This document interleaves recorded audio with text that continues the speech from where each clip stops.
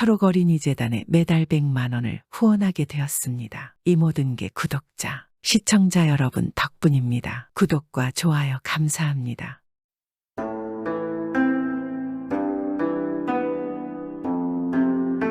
옛날 옛적에 칠복이라는 의원이 있었습니다. 칠복이는 어릴 적부터 남다른 신동인데다가 이 세상 사람이 아닌 듯 모르는 게 없었습니다. 또한 성품이 뛰어나고 선하여 가엾은 많은 사람들을 돌봤습니다. 원래 집안에 가산이 많았지만 어려운 사람들을 아무 대가 없이 치료하다 보니 본인도 끼니도 거를 때가 많았습니다. 그러던 어느 날 칠복이에게 선비 하나가 찾아왔습니다. 이 선비는 임금의 치료를 맡는 어이였습니다. 그리고 칠복이에게 말하는 것입니다. 아까운 실력을 여기에서 쓰지 말고 전하를 위해 쓰는 게 어떻냐고 말입니다. 그리하면 높은 관직과 엄청난 부를 가질 수 있다고 말하는 것입니다. 그러나 칠복이는 딱 잘라서 말하는 것입니다. 나으리 이미 천한 놈에게 그리 신경 써주시니 감사합니다. 또한 저의 보잘것없는 의술을 높게 봐주셔서 송구할 뿐입니다. 그러나 저는 전하 한 명보다는 제 손길이 필요한 이곳이 좋습니다.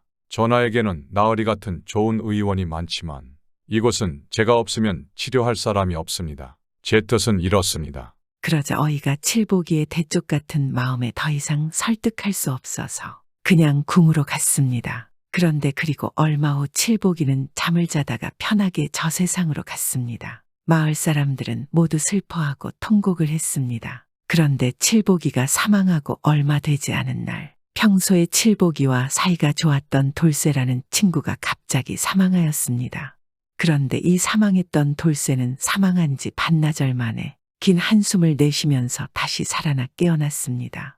그리고 깨어난 돌쇠의 가족들 앞에서 호흡을 가다듬고 이야기를 시작했습니다. 다들 모였느냐? 모였으면 이리 가까이 와서 앉아보거라. 내 지금부터 하는 이야기가 정말 놀랍고도 신비스러운 이야기이니 잘 들어라. 돌쇠는 앞에 부인과 자식들 앞에 방금 전까지 있었던 일들을 머릿속에 떠올려 보았습니다. 여기가 어딘가? 내가 즉 정말 죽은 건가? 그렇지만 이 몸이 살아생전보다 훨씬 가벼운 기분이구만. 돌쇠는 어안이 벙벙하면서도 아직 죽음이 실감나지 않는지 고개를 두리번거렸습니다. 주변은 확실히 허허벌판이었고 민가도 하나도 없었지만 옥색의 향기로운 이름 모를 꽃들이 주변에 만개해 있었고 가운데로 길 하나가 끝없이 이어져 있었습니다. 그리고 길의 끝에는 커다란 궁전이 있었습니다. 아직 돌쇠가 어안이 벙벙해하고 있을 때 뒤에서 누군가가 말을 걸어왔습니다. 이보시게 자네 아직 정신이 없어 보이는구만. 안 됐지만 여기는 자네가 살던 이승이 아닐세. 내 모습을 보시게 여기가 어디겠는가.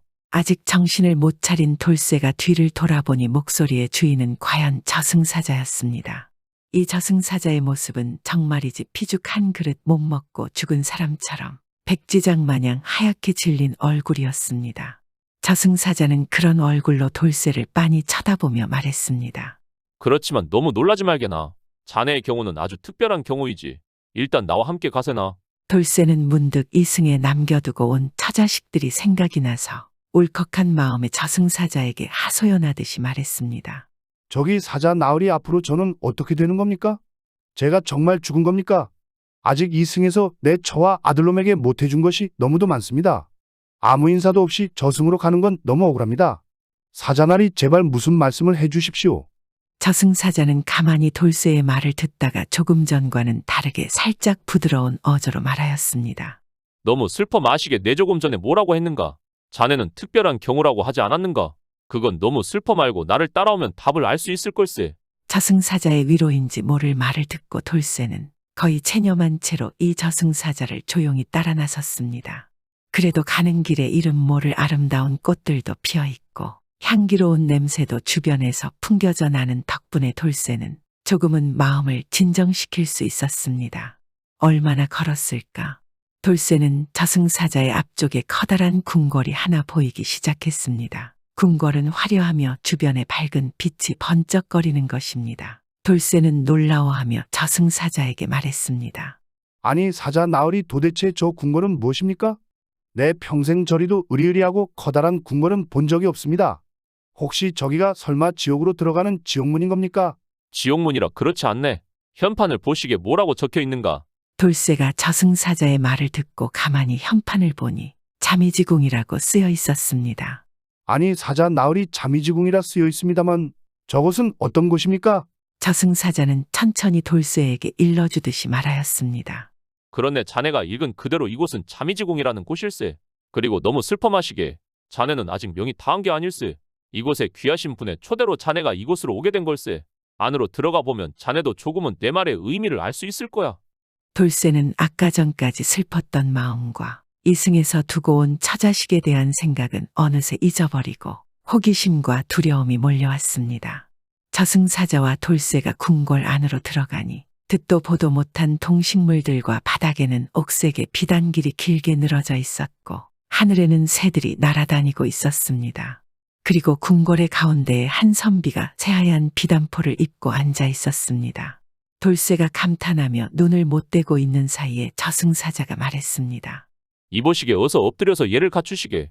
옥황상제 대신 이곳 자미지궁을 맡고 계신 분이네. 아주 귀하신 분이야. 저승사자의 말에 돌쇠는 자기도 모르게 얼른 넙죽 엎드렸습니다. 돌쇠가 그렇게 넙죽 엎드렸는데 얼마나 지났을까. 어린 스님으로 보이는 동자가 그에게 서찰을 한 장 건네주었습니다. 자, 이것을 읽어보시죠. 돌쇠가 이 동자가 준 종이를 펼쳐보니 시 한 수가 적혀 있었습니다. 돌쇠는 시를 읽어보았습니다. 돌쇠는 이름이요. 이 자는 대낮에 밀려 들어오는 잠에 신선칠보기를 만났도다. 77세 지난 후 다시 와 보자꾸나. 그리고 이것을 인간 세상으로 돌아가 소문내지 말지어다. 돌쇠는 놀란 눈으로 시 구절을 바라보았습니다. 그의 이름과 칠복이라는 게 분명히 적혀 있었습니다. 가만 77세 이후에 만나자라니 이게 무슨 뜻인가? 혹시 칠복이인가? 돌쇠는 뭔가 이상해서 눈앞에 앉아있는 선비의 얼굴을 고개를 들어 자세히 봤습니다. 그런데 글쎄 선비가 바로 얼마 전에 세상을 뜬 칠복이었습니다. 아니 이게 누구야? 이럴 수가 자네는 내 중마고 칠복이 아닌가? 어찌 이곳에서 이리 다시 만날 줄이야? 난 자네가 갑자기 세상을 떠나서 정말 놀기 나갔었네. 그러나 다시 이곳에서 만나니 너무 반갑구만. 정말 반가워. 돌쇠는 칠복이를 다시 만나니 너무나 반가웠습니다. 그래, 돌쇠 많이 놀랬는가. 이렇게 만나게 돼서 미안하이. 자네가 이곳에 오게 된 건 동명이인이 다른 사람을 데리고 왔어야 하는데 자네한테 생전 인사도 못하고 떠나기도 했고 이왕 그리 된 거 옥황상제 궁인 이 자미지궁 구경이나 시켜줄까 하여 그런 마음에 자네를 이렇게 데리고 오라고 했네. 많이 놀랐을 텐데 내 다시 한번 미안하네. 그리고 내가 시 구절에도 적어 주었듯이 자네의 수명이 77세야 아직 오기에는 이르니 이번 경험을 통해서 돌아가면 가족들한테도 남은 생까지 잘해주시고 뜻한 바가 있으면 모두 잘 이루길 바라네. 아이고 그렇구만. 내 이런 연유가 있었으면 정말 반갑게 한 걸음에 올 수 있을 터인데 괜히 지옥으로 갈까봐 오는 내내 전전긍긍했다네. 아 정말 자네를 볼 수 있어서 너무 좋았네. 돌쇠가 놀란 눈으로 친구 칠복이를 바라보는데 칠복이가 손가락으로 뒤쪽을 가리키며 말했습니다. 뒤에 보이는 붉은색 문을 열고 들어가면 곧바로 이승으로 돌아갈 수 있을 걸세. 잘 가시게나. 그리고 한참 후에 다시 보자고.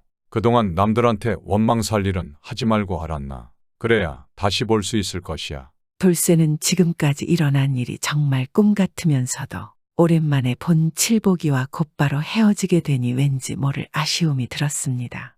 정말 내가 지금 꿈을 꾸고 있는 것 같구만. 네 그럼 돌아감새 자네도 잘 지내시게 우린 나중에 다시 만나세나. 칠복이는 그런 돌쇠를 보며 방긋 미소 지어 주었습니다. 이렇게 돌쇠가 자신의 이야기를 가족들에게 모두 늘어놓자 가족들은 믿기지 않는다는 표정을 지었습니다. 그리고 부인이 물었습니다. 아니 서방님 그러면 칠복이라는 분이 하늘에 있는 옥황상제님이 계시는 자미지궁에 있더라는 말씀이십니까? 그럼 당신은 칠복이 그분 말고 옥황상제를 만나보신 겁니까? 부인은 돌쇠의 말은 반은 믿고 반은 믿지 못하겠다는 말투였습니다. 그러자 돌쇠가 고개를 끄덕였습니다. 그래 그렇지 친구가 생전에 워낙 능력이 뛰어나고 강직하지 않았나? 모르는 것이 없고 또 얼마나 많은 사람들을 위해 희생을 했는가? 내가 볼 때는 본디 하늘의 신선이었는데 옥황상제께서 다시 어떤 일을 맡기려고 부른 것 같더군. 그 친구 손에 붉은 천으로 감긴 책이 한 권 있었는데 책을 보더니 내 수명이 77세라고 대뜸 말하지 뭔가? 그런데 궁궐에서는 돌쇠 말고 옥황상제는 보이지 않았어. 아, 그렇군요.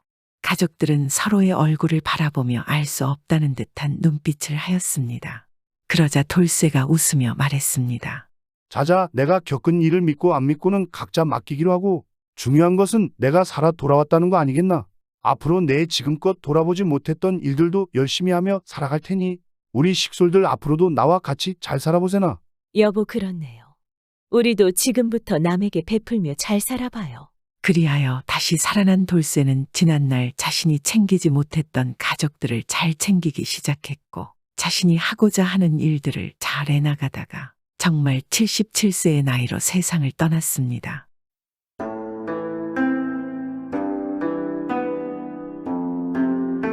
옛날 옛적 한 시골에 칠복이라는 선비가 살고 있었습니다. 칠복이는 오랜 글 공부로 마을에서 가장 똑똑하고 현명하였습니다. 하지만 어찌된 일인지 과거에서는 매번 낙방을 하니 재능 한번 펼치지 못한 채 살아가고 있었습니다. 그럼에도 그에게는 물려받은 재산이 꽤 있어 지금껏 부족함 없이 살았습니다. 하지만 이제는 그나마도 다 떨어져 굶게 생겼으며 또한 처자식까지 있으니 얼마나 답답하고 걱정이 많지 않겠습니까? 또한 평생을 글 공부만 하느라 공부 말고는 일이라고는 할 줄 모르니 이대로 굶어 죽겠다 싶던 그때 그의 머릿속에 친구 석삼이가 떠올랐습니다. 칠복이에게는 함께 동고동락하며 지내던 형제 같은 친구 석삼이가 있었는데 석삼이가 과거에 급제하여 한양으로 가기 전 칠복이에게 힘든 일이 있다면 언제든 찾아오게 하며 떠난 것이었습니다. 그동안은 염치가 없어 석삼이를 찾아가지 못했지만 처자식이 굶어 죽는 꼴을 보자니 석삼이에게 부탁을 해야 할 수밖에 없었습니다. 한참을 고심한 칠복이는 마음을 다잡고 아내에게 말을 건넸습니다. 부인, 한양에 석삼이라는 친구가 있어. 어릴 적부터 가족같이 지내던 친구인데 그에게 부탁하면 돈이든 벼슬자리든 답이 나오지 않겠소. 내 그에게 다녀올 터이니 조금만 기다려주시오. 너무 걱정하지 마시고. 이렇게 말한 뒤 채비를 마친 칠복이는 한양으로 발걸음을 옮겼으나 돈 하나 없이 찾아가는 건 쉬운 일이 아니었습니다. 하늘을 이불 삼아 길거리에서 지내며 몇 날 며칠을 걸어갔지만 도저히 한양은 나타날 기미도 보이지 않았습니다. 그러던 어느 날 해가 저물기 시작하자 칠복이는 적당한 곳을 찾아 잠을 청하려는데 하늘에서 구멍이라도 뚫린 듯 비가 쏟아지는 것이었습니다. 아이쿠, 이게 웬 날벼락이냐. 이거 참 큰일 났구나. 하필 인적 드문 산속인데다 비는 그칠 생각이 없어 보이니 칠복이는 점점 막막해져 왔습니다. 그렇게 비를 맞으면서 보이지도 않는 길을 한참 헤매는데 어디선가 희미하게 불빛이 보였습니다. 인가를 발견한 칠복이는 어둠을 헤치며 정신없이 불빛을 향해 가는데 그곳에 웬 거대한 기와집이 있는 것이 아니겠습니까? 이런 산속에 거대한 기와집이라니 정말로 이상했지만 칠복이는 살았다는 안도감에 아무 의심 없이 기와집 문을 두드렸습니다. 여보시오, 아무도 안 계십니까? 칠복이는 한참을 두드렸지만 안에선 인기척 하나 느껴지지 않았습니다. 하지만 좌절하려던 그때 갑자기 대문이 열리기 시작하였습니다. 칠복이는 이때다 싶어 다시 말을 하였습니다. 내 한양으로 향하는 선비입니다만 밤이 깊어 이렇게 찾아왔습니다. 실례인 거 알지만 오늘 하룻밤만 묵고 갈 수 있겠습니까? 그러자 문 너머에서 고운 여인의 목소리가 들렸습니다. 이 집은 저 혼자뿐이라 남자이신 도련님을 집에 들이기 어렵습니다. 죄송합니다만 이만 돌아가세요. 여인의 목소리는 거절하는 매서운 말이었으나 목소리가 참으로 아름답지 않겠습니까? 너무 궁금한 나머지 문 너머의 여인을 쳐다보았는데 칠복이 깜짝 놀랄 수밖에 없었습니다. 그 여인은 천하절색의 미모로 말로 표현할 수 없을 정도였습니다. 순간 설레지 않을 수 있겠습니까? 하지만 칠복이는 이내 정신을 차리고 다시 애원하였습니다. 낭자, 작은 방 한 켠이라도 좋으니 부디 은혜를 베풀어 주시면 안 되겠습니까? 이렇게 비까지 오니 밖에서 잘 수도 없고 한 번만 도와주시오. 칠복이가 몇 번이고 애원하니 아리따운 여인 즉 꽃분이는 난감한 듯 한참을 고민하더니 칠복이를 안으로 들이면서 사정이 딱하니 모실 수밖에 없네요. 어서 안으로 들어오세요. 그러고는 일전의 홀대와는 달리 칠복이를 안방 같은 큰 방으로 안내하고는 성대한 저녁상까지 차려왔습니다. 도련님, 차린 건 없지만 시장하실 테니 어서 드세요. 하룻밤 묵게 해주시는 것도 고마운데 제가 어찌 이런 대접을 받을 수 있겠습니까? 저는 괜찮습니다. 이미 우리 집에 드신 손님인데 소홀히 할 수가 있나요? 괜찮으니 어서 드세요. 배가 고픈 칠복이는 더 이상은 사양하지 않고 허겁지겁 먹기 시작하였습니다. 저녁상을 후딱 해치워 배가 불러온 칠복이는 그제서야 이곳에 대한 궁금증이 조금씩 생기기 시작하였습니다.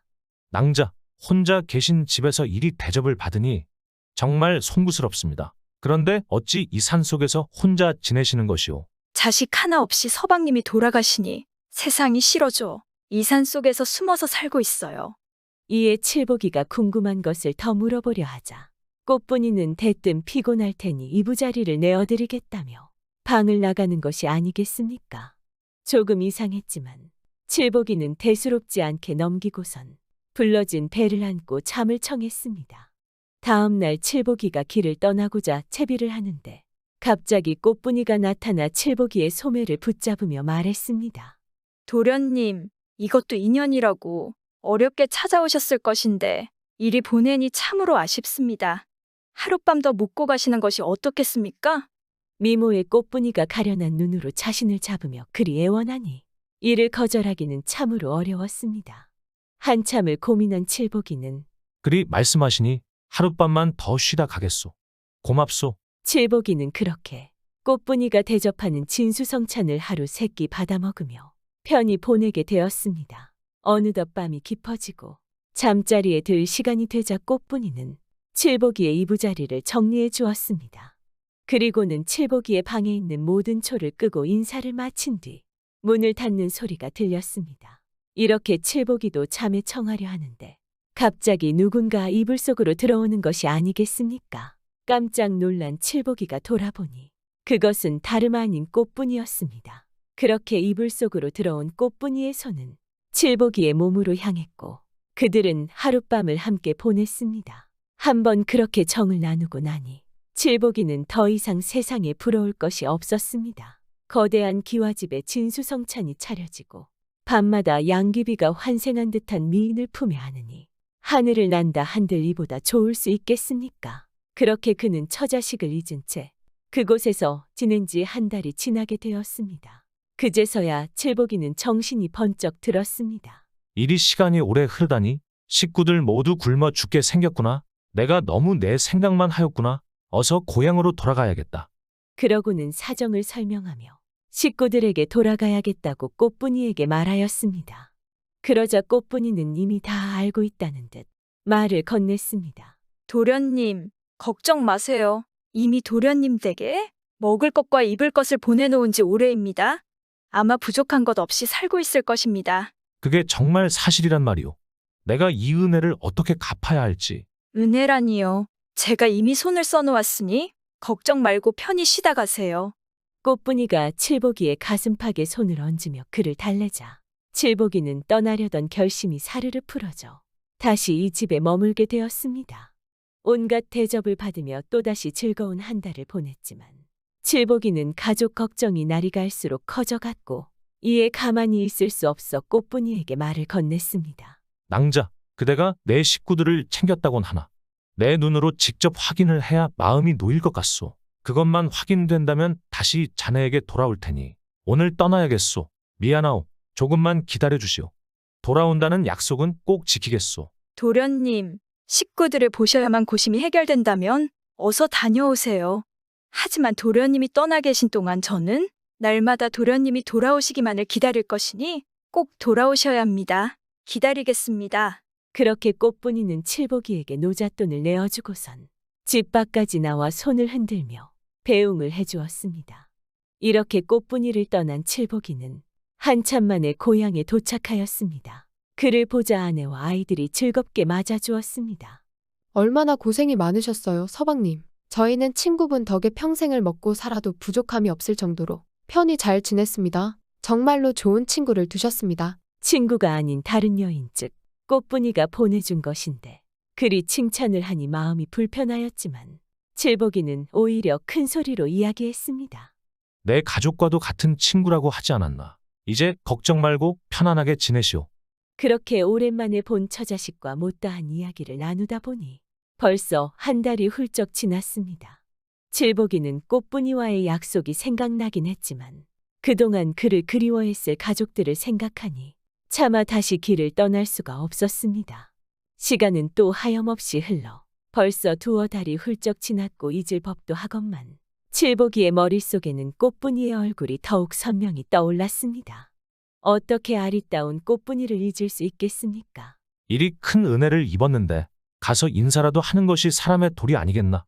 그럴싸한 명분까지 만든 칠복이는 친구를 보고 온다며 가족들에게 설명하고는 꽃분이를 찾아서 길을 떠났습니다. 꽃분이를 만날 생각에 미친 듯이 길을 재촉해 가고 있던 칠복이가 꽃분이의 집에 거의 도착했을 무렵 어디선가 소리가 들려왔습니다. 어이구, 지가 죽으러 가는 줄도 모르고 저리 신나 있다니 참 안타깝네 그려. 이 말에 깜짝 놀란 칠복이가 뒤를 돌아보니 백발의 노인이 칠복이를 쳐다보고 있었습니다. 어르신, 지금 저에게 하신 말씀이십니까? 그러자 노인은 말에 대꾸도 하지 않은 채 말했습니다. 자네, 지금 언덕배기 위 기와집에 사는 여인에게 가고 있지. 예, 그렇습니다만 그걸 어떻게 아시는 겁니까? 어이구, 이 미련한 사람. 그 여자는 사람이 아니라 천년 묵은 구렁이란 말이네. 그리 어여쁜 여인이 어찌 이유도 없이 자네를 도와주었겠나. 자네의 혼을 빼 자네를 잡아먹고 용이 되어 하늘로 승천할 생각으로 그런 것이라네. 터무니없는 말에 화가 난 칠복이가 소리치며 돌아서자 노인이 외쳤습니다. 그리 못 믿겠다면 지금 뒷담을 넘어가 방안을 엿보시게. 그럼 내 말이 사실이라는 걸 알게 될 것이네. 나중에 후회하지 말고 내 말을 명심하게.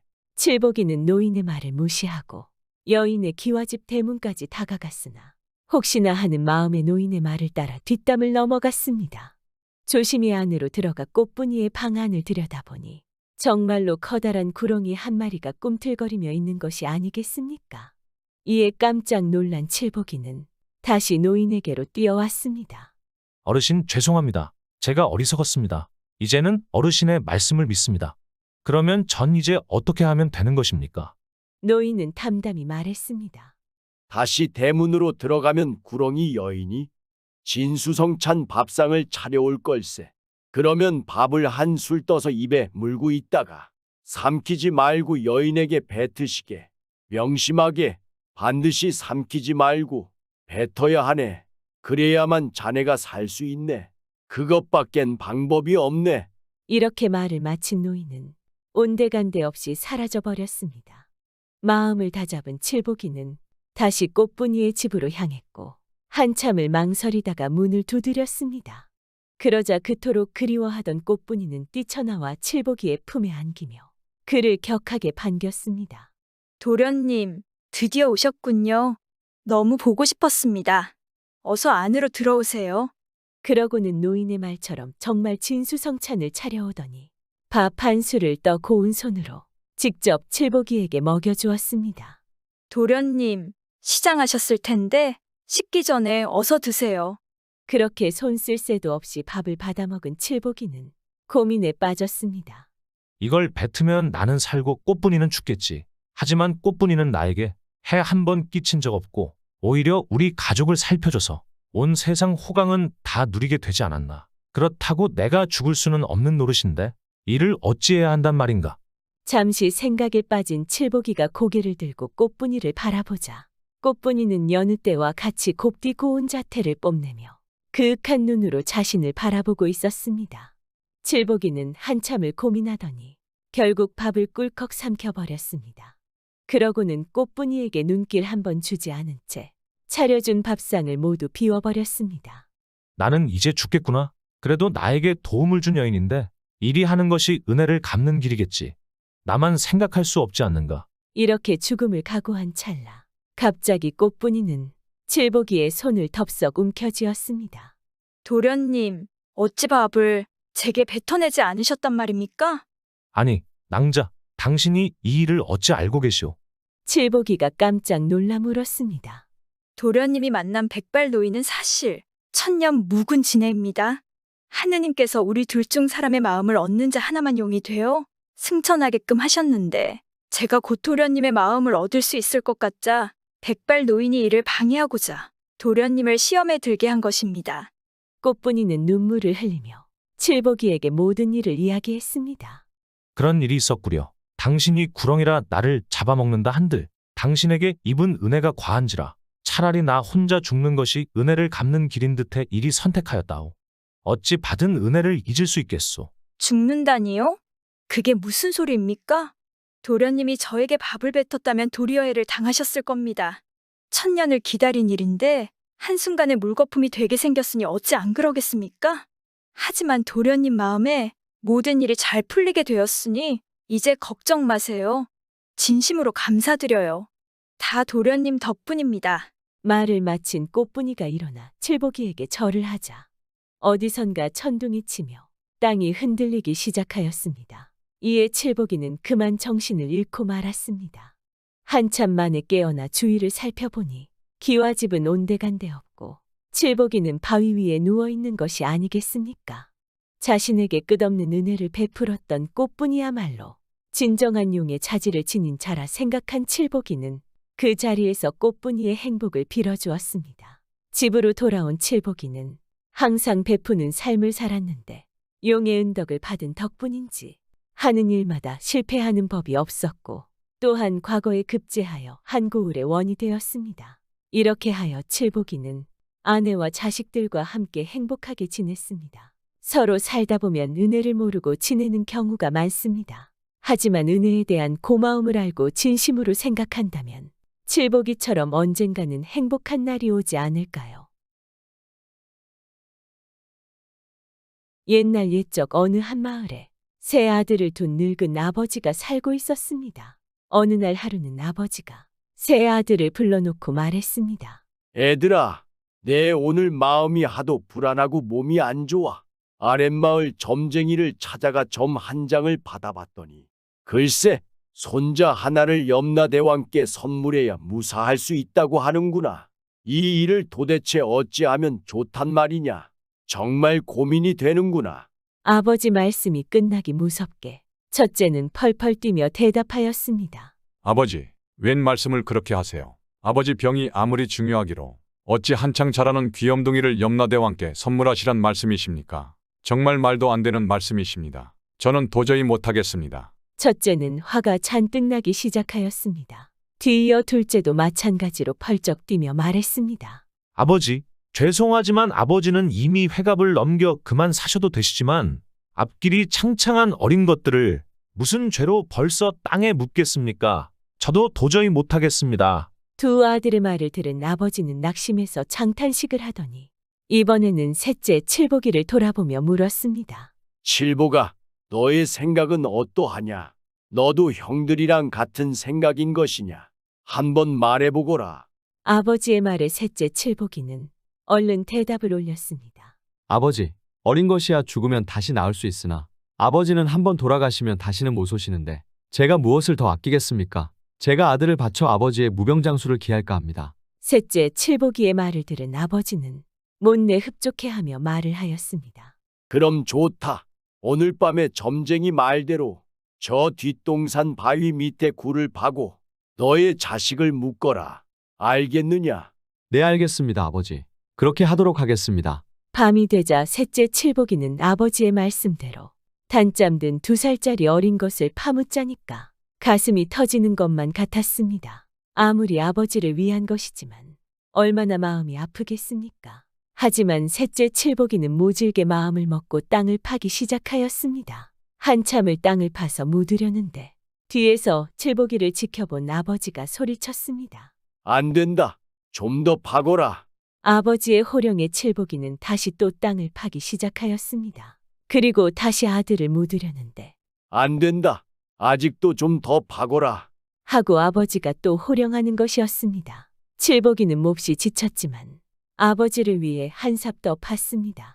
그런데 이때 무엇인가 괭이 끝에 걸려 나오는 것이 있었습니다. 달빛을 빌어 천천히 보니 헝겊 복구럼이었습니다. 칠복이가 복구러미를 옆에 밀어놓고 단잠 든 아들을 막 묻으려 할 때였습니다. 이때 옆에서 지켜보던 아버지가 다시 말을 하였습니다. 칠보가 내 손자를 묻지 말아라. 하고 말리는 것이었습니다. 칠복이는 무슨 영문인지 몰라 멀뚱히 서 있기만 하였습니다. 칠보가 내가 왜 손자놈을 죽이고 늙은 게 오래 살려 하겠느냐. 칠복이는 아버지가 도저히 무슨 말씀을 하시는지 이해가 가지 않았습니다. 이 모습을 지켜본 아버지는 재촉하기 시작하였습니다. 자, 왜 그렇게 서 있는 것이냐.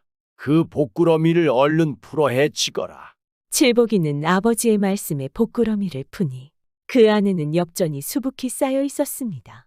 아버지, 이게 도대체 무슨 일인지 모르겠습니다. 자세히 좀 설명해 주세요. 이것은 내가 몇십 년을 두고 한 푼, 두 푼 남몰래 모은 돈이다. 늙은 애비가 돈은 있어서 뭘 하겠느냐. 그래서 효자에게 물려주자고 오늘은 일부러 연극을 꾸민 것이니 이상히 생각지 말거라. 이제야 칠복이는 아버지의 깊은 뜻을 알 수 있었습니다. 그리하여 칠복이는 그 돈으로 새로운 집을 짓고 늙으신 아버지를 모시고 재밌게 잘 살았습니다.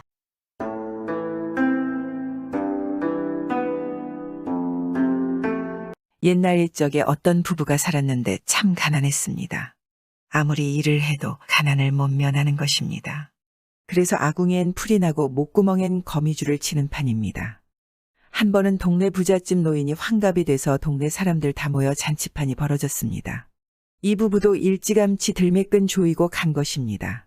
가난해서 굶느니 먹느니 하는 판이니 밥 한 술이 아쉽거든요.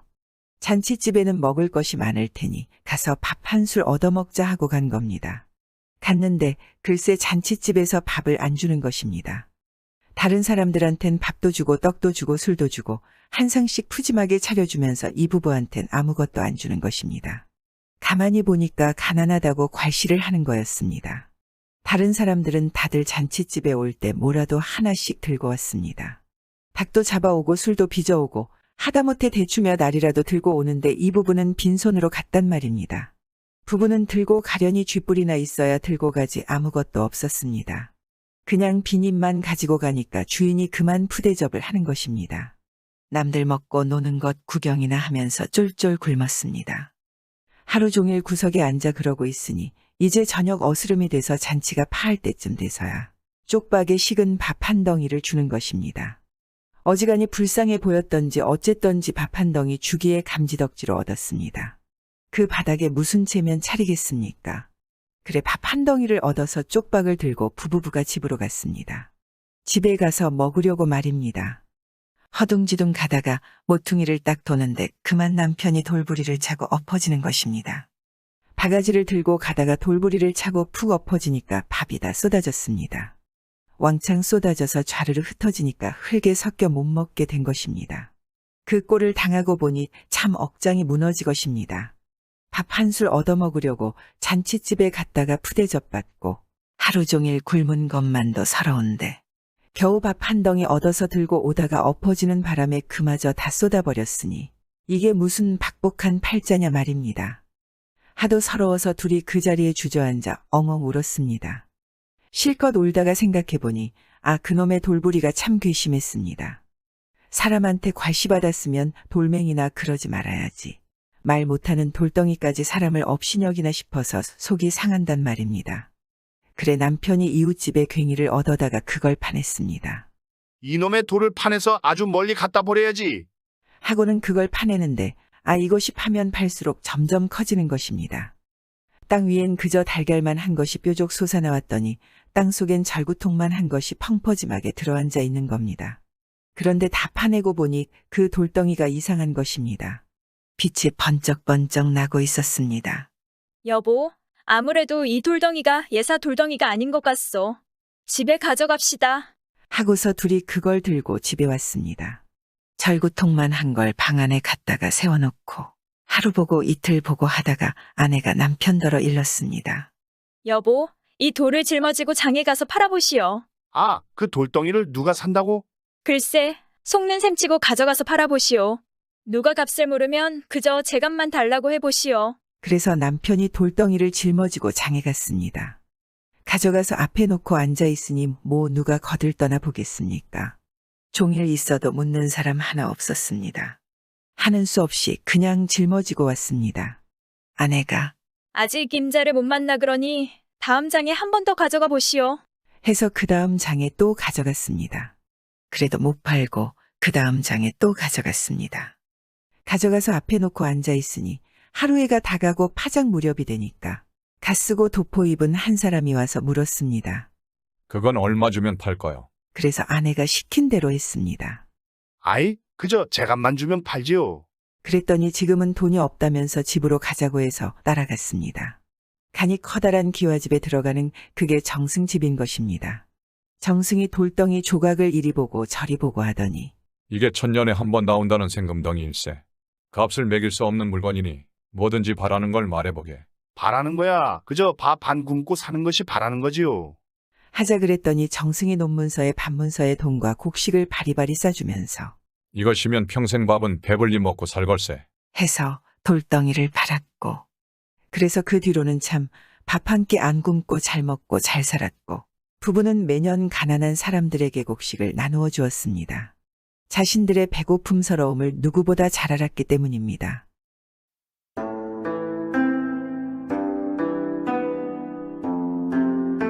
오늘은 정수동 이야기입니다. 정수동은 김삿갓과 함께 조선의 방랑시인으로 엉뚱한 행동을 많이 한 것으로 알려져 있습니다. 정수동은 다른 건 몰라도 이 사람 능청이야 따라갈 자가 없었습니다. 정수동한테 얽힌 이야기야 세고 셌지만 오늘은 그중 두 번째 이야기입니다. 정수동 이야기는 전에 조선시대 최고의 괴짜편이 있습니다. 안 보셨다면 한번 봐주세요. 정수동이 한 번은 이웃마을 대감댁 잔치에 갔습니다. 세도가 떠르르한 대감 대기니 잔치판도 크게 벌어졌을 게 아니겠습니까? 멀고 가까운 데서 손님이 구름같이 모여서 먹고 마시고 잘 놀았습니다. 정수동도 그 틈에 끼어 한잔 하다 보니 잔뜩 취했습니다. 그래서 그만 골아떨어져 잤습니다. 손님들 중에는 집에 간 사람도 있고 거기서 그냥 잔 사람도 있었습니다. 주인 대감도 손님들하고 섞여서 그냥 잤습니다. 주인 대감하고 손님 몇몇이서 함께 잤는데 아침에 주인 대감이 턱 일어나 보니 머리가 맨머리인 것입니다. 아, 내가 어젯밤에 너무 취해서 망건이고 뭐고 마구 벗어놓고 잤구나 싶어서 얼른 망건을 찾았습니다. 아, 그런데 아무리 찾아도 망건이 없는 것입니다. 옛날에 행세하는 양반이야 의관이 체면이지 않겠습니까? 갓, 망건 없이 무슨 낯으로 사람들을 보겠습니까? 그래서 망건을 찾는다고 야단이 났습니다. 상무를 부른다, 청지기를 족친다, 머슴을 닥달한다 야단법석을 떠는 겁니다. 여봐라, 어서 내 망건을 찾아보아라. 필시 간밤에 어디 흘린 것 같으니 샅샅이 뒤져봐. 주인 대감의 호령이 추상 같으니 온 집안 하인들이 일을 하다 말고 달려와 망건을 찾느라고 떠들썩한 것입니다. 그러거나 말거나 정수동은 남이 일 나몰라라 하고 천연스럽게 자고 있는 겁니다. 하인들이 온 집안을 이잡듯이 뒤지다가 마침내 망건 하나를 찾아냈습니다. 대감마님, 여기 망건이 하나 있습니다요. 머슴 한 놈이 망건을 들고 소리치며 쫓아오니 다른 하인도 이제 한시름 놓았다는 듯이 슬금슬금 망건 구경이나 하려고 모여들었습니다. 그런데 그 망건이 아무래도 이상한 것입니다. 낡아서 너덜너덜한 데다가 때가 반질반질하게 낀 것이 아무래도 대감 망건 같지가 않는 것입니다. 대감 망건이야 번듯한 새 것이지 그렇게 달아빠진 헝것일 리 있겠습니까? 아니, 이게 누구 망건이야? 뭐 이런 험한 망건이 다 있어. 하인들이 모두들 한마디씩 하는데 그때까지 잠자코 있던 정수동이 그걸 보고는 옳지. 내 망건이 거기 있었구나. 어서 이리 다오. 하는 겁니다. 모두들 놀라서 정수동을 쳐다보니 정수동 머리에는 망건이 하나 달랑 올라 앉아 있단 말입니다. 망건을 쓰고 앉아서 또 망건을 찾는 것입니다. 아니, 그럼 새님 머리에 쓰고 있는 건 뭡니까? 하인들이 이상해서 물으니까 이건 말인가? 이건 이댁 대감 망건일세. 하면서 제 머리에 쓰고 있던 망건을 벗어놓지 뭡니까? 하인들이 들어보니 기가 막히는 것입니다. 남의 망건을 쓰고 앉아서 그걸 찾느라고 야단법석을 떠는 꼴을 지켜보면서도 그냥 가만히 있었다니 말이 안 나오는 것입니다. 그래서 하인들이 아니, 그래. 우리가 그 망건을 찾느라고 그리 애를 쓰는 걸 보고서도 모른 체 하고 있었단 말입니까? 어이가 없어서 물었더니 대가 망건이었으니 그리해서 찾았지. 내 망건이었으면 그렇게 부지런히 찾아주었겠나. 하는 것입니다. 정수동이 아침에 일어나 보니 제 망건이 없어졌는데 남의 집에서 망건을 찾는다고 법석을 떨 수 없어서 그런 꾀를 낸 것입니다. 이렇게 하고 있으면 내 망건이 저절로 굴러들어 오겠지 하고 시치미를 뚝 떼고 있었던 겁니다. 그 속셈이 바로 맞아떨어진 겁니다. 요즘에도 신분에 따라 대접받는 경우가 많습니다. 모든 사람들이 대감마님이 되는 세상이 되었으면 좋겠습니다. 구독은 공짜입니다.